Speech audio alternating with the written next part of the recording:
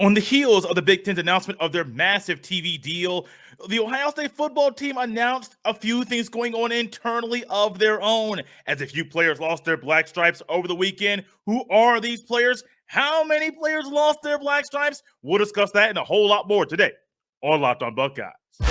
You are Locked On Buckeyes, your daily podcast on the Ohio State Buckeyes. Part of the Locked On Podcast Network, your team every day.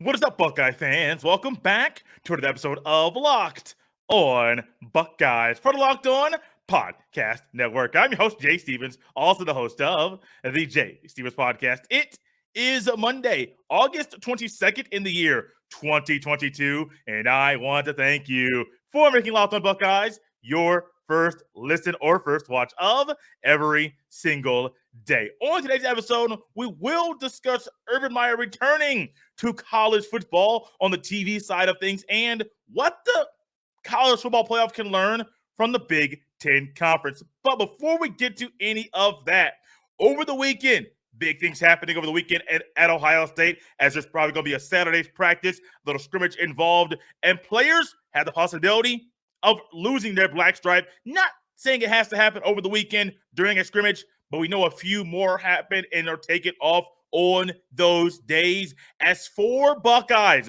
3 scholarship athletes, 1 that's a walk-on, lost their black stripes over the weekend. This is huge. Now, those of you that might be new to Ohio State and being a fan aren't sure what losing their black stripe means. It officially makes you a Buckeye. Now, you may say, Jay, they're already at practice. They already have their scholarship. They're already Buckeyes. And I will say, yeah, they do.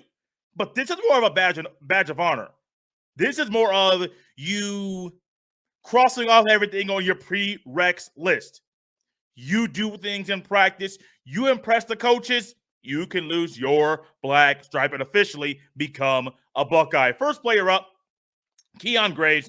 He's a wide receiver, the second of 4 receivers to lose their black stripe. He is someone that everyone talks about and saying possibility of doing some things this year as one of the top freshmen at Ohio State.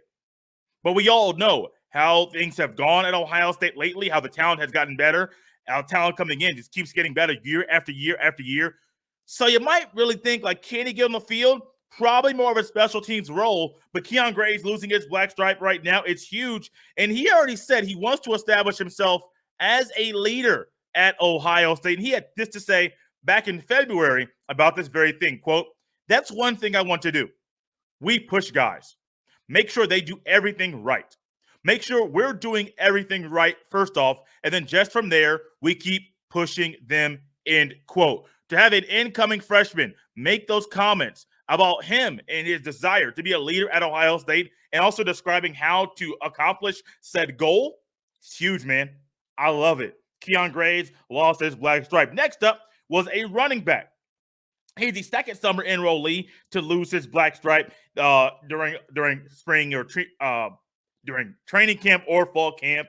The other one was Caleb Brown, who lost his earlier last week. I believe it was last week on Wednesday.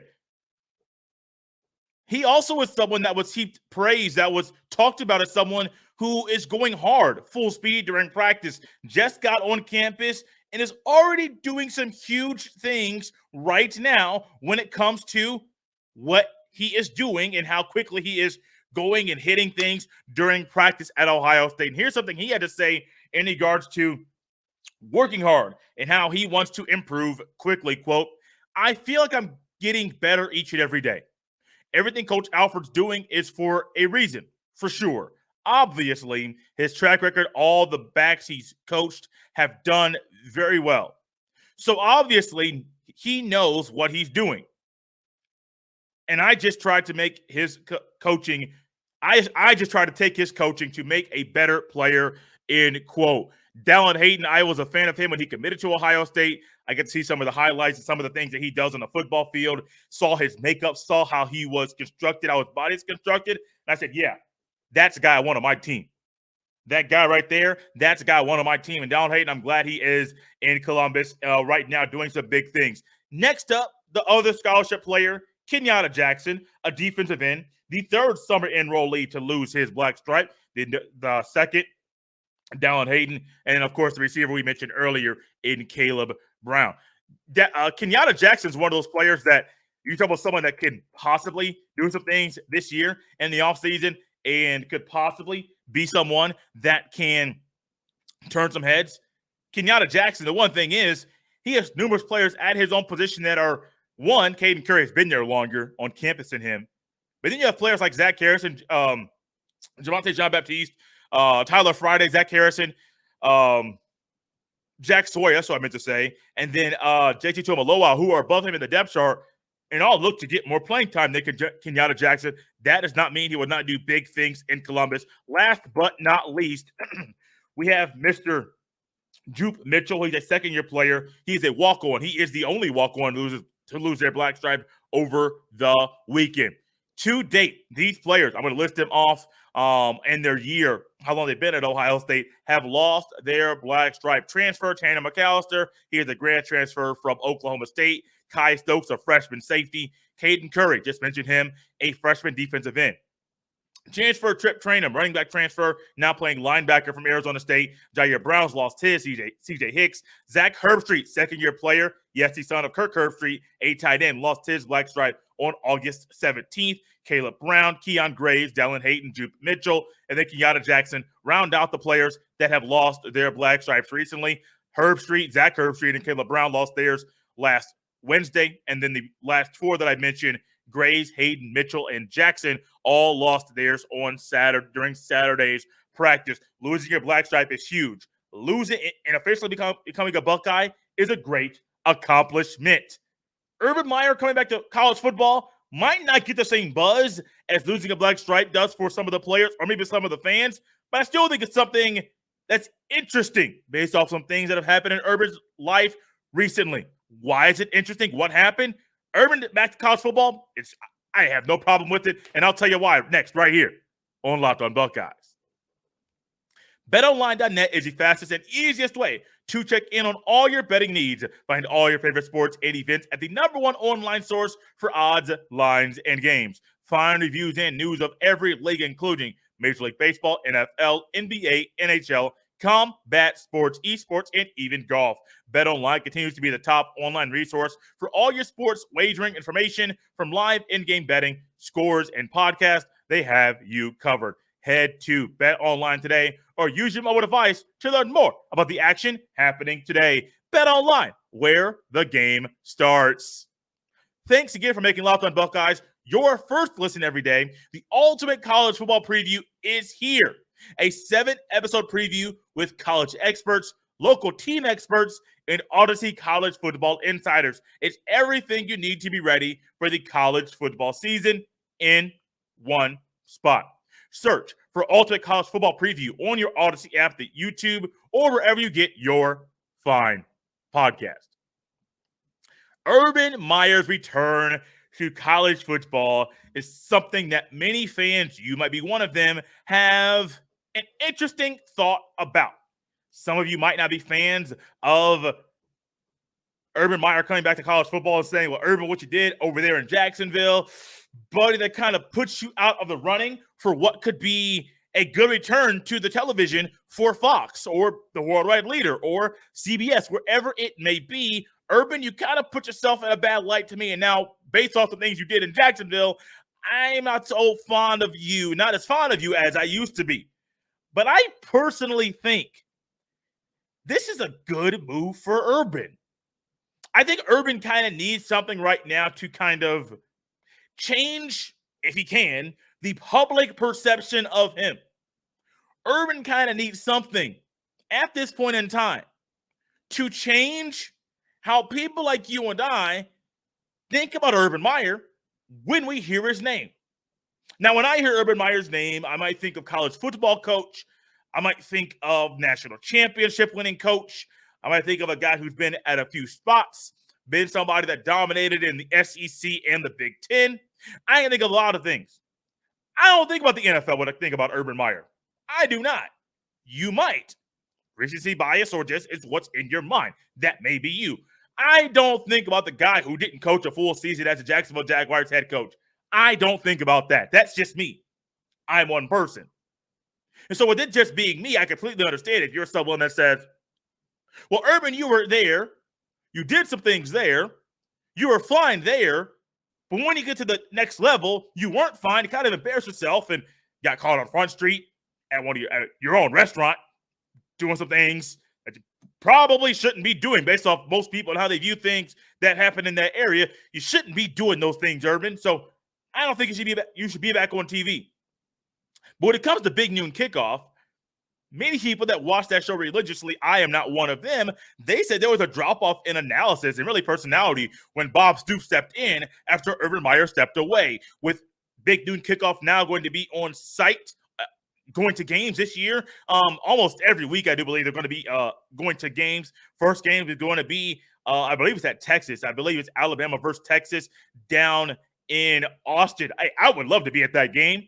And the fact that Urban, I got to coached against Saban, I got coached and beat Alabama, is going to be there on site covering this game for the pregame show, buddy. If you want to get some stories out of Urban right now to kind of revisit his little time period during the SEC and kind of revisit how he viewed Nick Saban and playing against Alabama, this is the time for that. I'm a person, I still watch College Game Day. It's my pregame show. It's what I do. It's what I like to do. It's what I grew up on. And I'm a person that gets a little nostalgic at times. And so there are times that I don't personally want to. I don't always go to the new thing. I'm not knocking Big Noon Kickoff.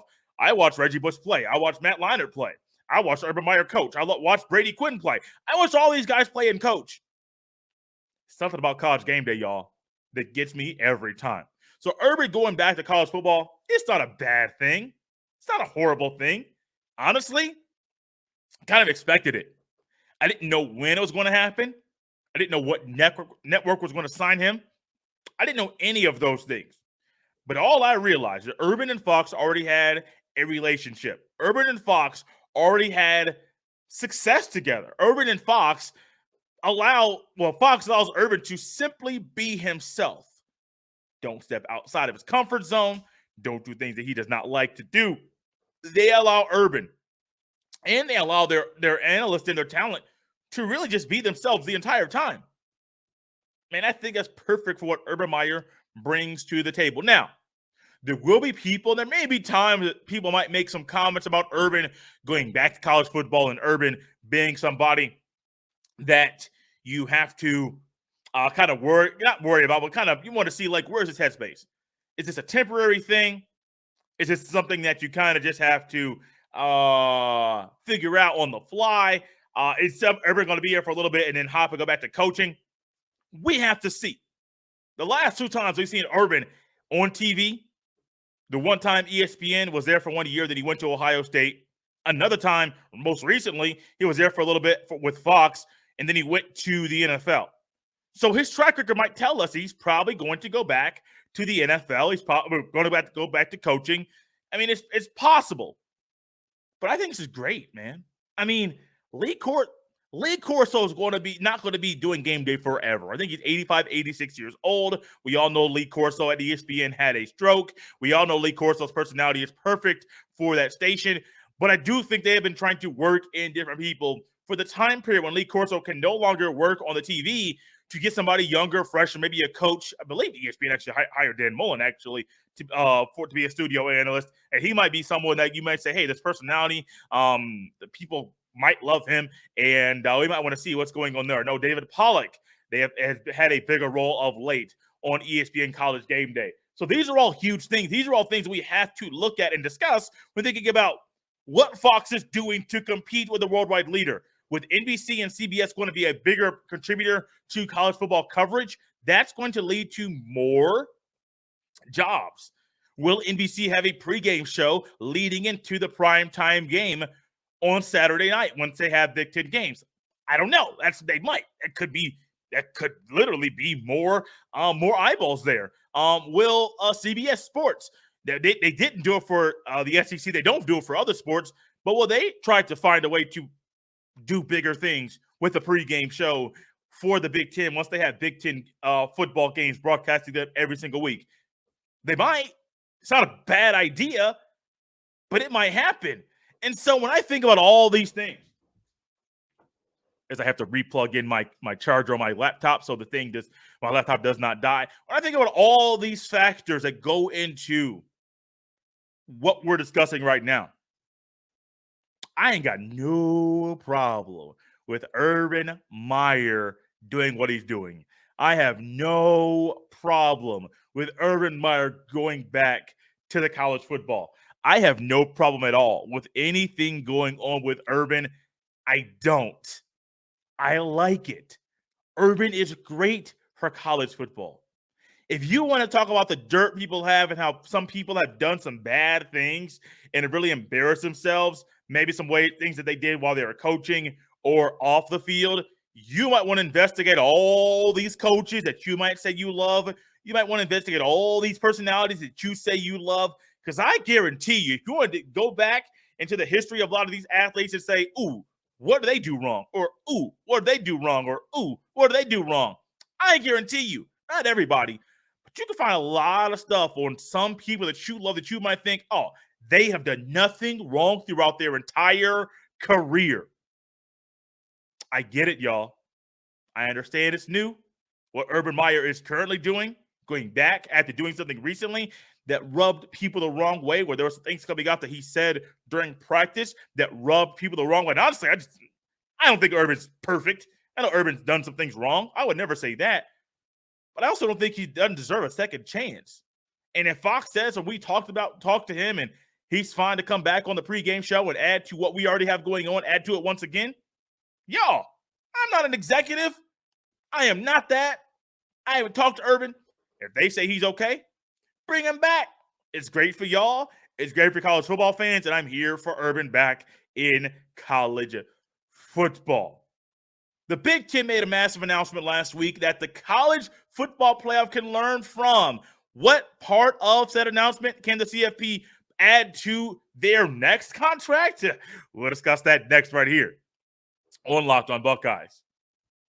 We're here to introduce a new sponsor here on Locked on Buckeyes. It is our good friends at Homefield. Homefield is a premium college football apparel brand out of Indianapolis that has incredibly comfortable, officially licensed apparel with vintage college designs. Homefield is finishing off big new Saturday, season 4, where they launch a new school on their site every Saturday for 14 weeks, and they have saved the best for last. You might say, Jay, big new Saturday. Well, we have Ohio State fans have gotten used to Big Noon to kick off the pregame show that Urban Meyer will work on, and Big Noon Saturday, Fox's biggest game of the week. Big News Saturday is something that Ohio State fans can quickly get acquainted with. Homefield digs through the archives and history of your school to find unique logos, mascots, and moments to make thoughtful designs for your school. The new Ohio State collection at Homefield just launched on Saturday, August 20th. You'll want to check it out. You want to get a part of these big things. You will love their designs. The Ohio State collection has 17 pieces of apparel in the collection, including t-shirts, hoodies, crew necks. They're all vintage marks. New customers can get 15% off their first purchase from Homefield with the promo code Locked on Buckeyes. Yes, the name of this show is literally the promo code. All one word, lowercase, put it in there and save yourself 15% as new customers can get 15% off their first purchase from Homefield. Just go to homefieldapparel.com to save money right now. So I have been a person when it comes to the CFP, the College Football Playoff, and the committee that puts that together. I have been very, very critical, extremely critical of things they have done, of some weird ways they're deciding who is 1, 2, 3, 4, 5, 6, all the way down to 25. And I have been someone that's not shying away from ways the CFP can improve and can get better.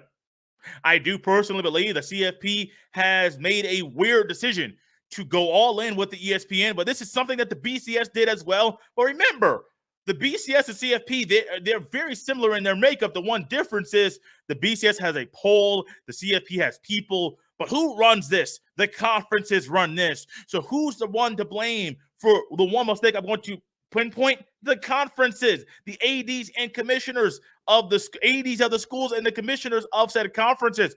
They are the ones to blame for this issue right now. ESPN has broadcasted almost every BCS national championship game and every college football playoff semifinal game and playoff.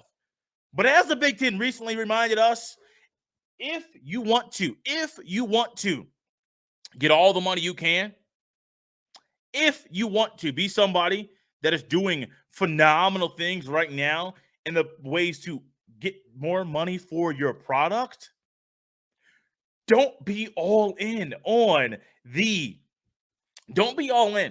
on one network.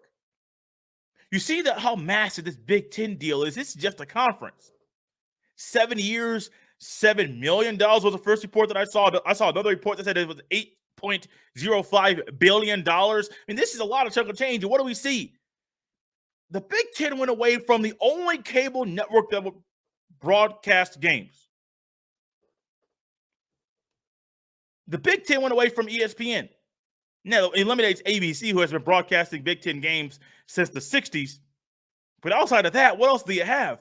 You have Fox, you have NBC, you have CBS, network television stations that the grandmas and grandpas of these athletes know about. They might not have the cable, but they definitely know how to find the CBS, the NBC, and the Fox to watch their games. They've been watching shows, TV shows on these stations for decades. And if you want to make the most money as CBS is America's most watched network, add in those people. You got away from Disney-owned products. You got away from the worldwide leader and the ABC, and you got all the money, y'all. All the money. Because you realized you can have a primary window on CBS, a premier window on NBC. You can have a premier window on Fox and get paid a lot of money while doing it. I love what the Big Ten's doing, man. I love this. I have also said the CFP being all in on ESPN was not a good idea. If you want to make more money and get more exposure, go to CBS, go to NBC, go to Fox to do exactly what the NFL does. Have a rotation about who broadcasts what games in the playoff and in the net for the national championship.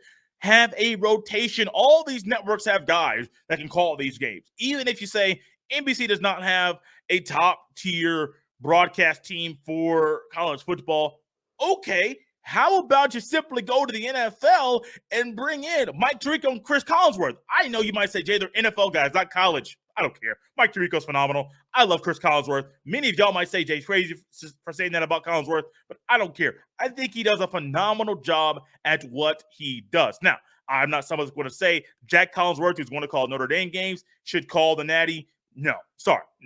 I'm not there yet.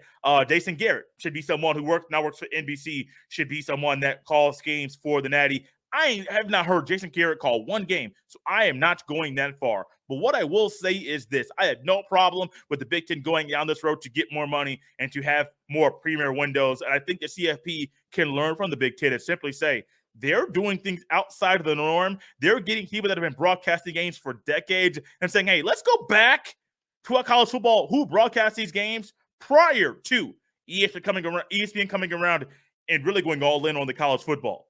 Think about this. I'll leave you with this little note.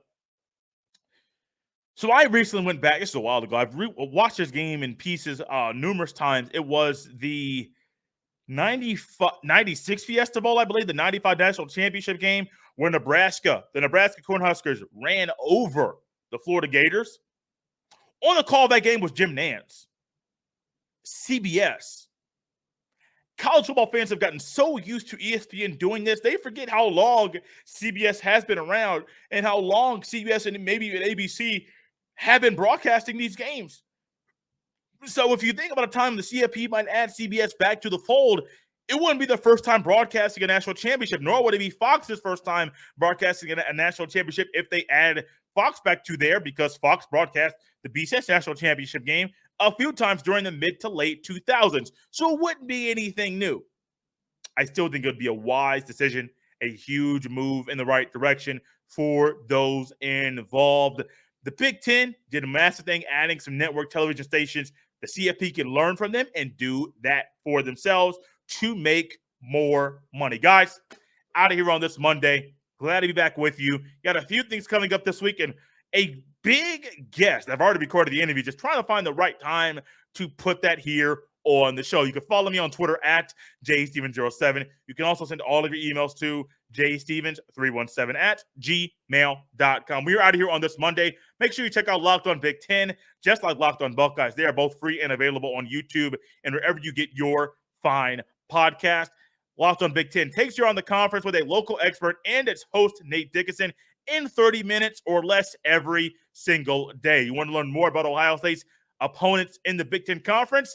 Locked On Big Ten is a place for you to learn all about them every day of the week. We're out of here on this Monday. Out of here, guys. Let's enjoy the weather. Let's enjoy our time together.